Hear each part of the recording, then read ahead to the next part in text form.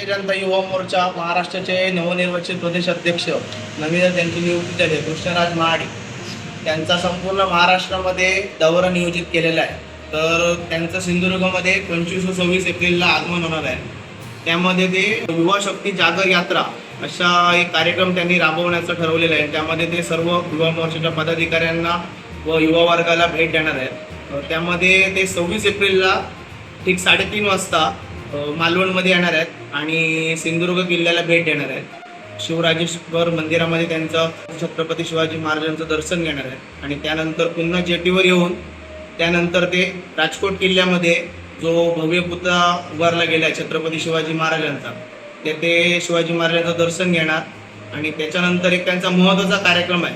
ते स्वतः एक सोशल मीडिया इन्फ्लुएन्सर असल्यामुळे त्यांनी संपूर्ण सिंधुदुर्ग जिल्ह्यातील जे सोशल मीडिया इन्फ्लुएन्सर आहे त्यांचा एक छोटासा कार्यक्रम कॉफी विथ इन्फ्लुएन्सर असा कार्यक्रमाचं आयोजन केलेलं आहे.